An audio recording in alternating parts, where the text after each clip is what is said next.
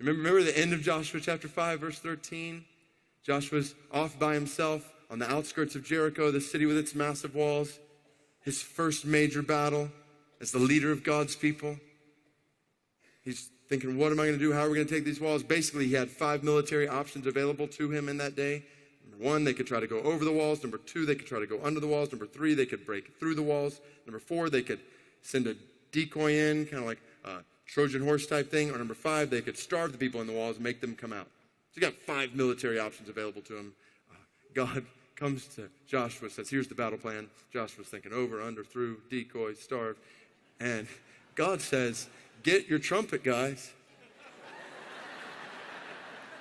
And no offense to the trumpet guys, but I'm thinking that was not, it was just wasn't on Joshua's list of possibilities. He says, get your trumpet guys. You're going to walk around the city for a few days and you're going to play some tunes. And then once you've played some tunes for a few days, now here's the climax. You're going to shout really loud. And the walls will come down and you'll take the city.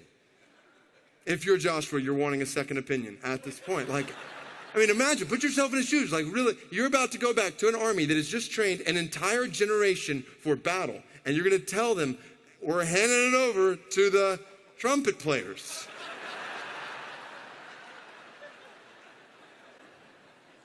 So ask the question, why? Why this battle plan for the first take over this major city in the promised land? God's doing what he does all throughout Scripture. He's orchestrating the events of his people, his blessing on his people, so that in the end, he receives great glory. Nobody else receives glory. Let me tell you what happens in Joshua 6. When they take that city, just like he told them to take it, what you don't see is all the Israelites going up to the trumpet players, telling them what an incredible job they did that day. Ralph, I've never heard you play that well. Harry, you hit the high C. It was awesome. We went running. No, you see the people on their faces saying, only God could have done this. God, he literally says to his people, I'm not blessing you for your sake. It's for my sake. For the sake of my name among the nations. And Christianity is not ultimately about us. It is about him and him being made known among all nations. Now, you might say, wait, God blesses me so that his glory might be made known in all nations. Are you saying that God has an ulterior motive in blessing me? That God has an ulterior motive in loving me? Is that what you're saying? And I want to be clear, that is not what I'm saying. That is what God is saying.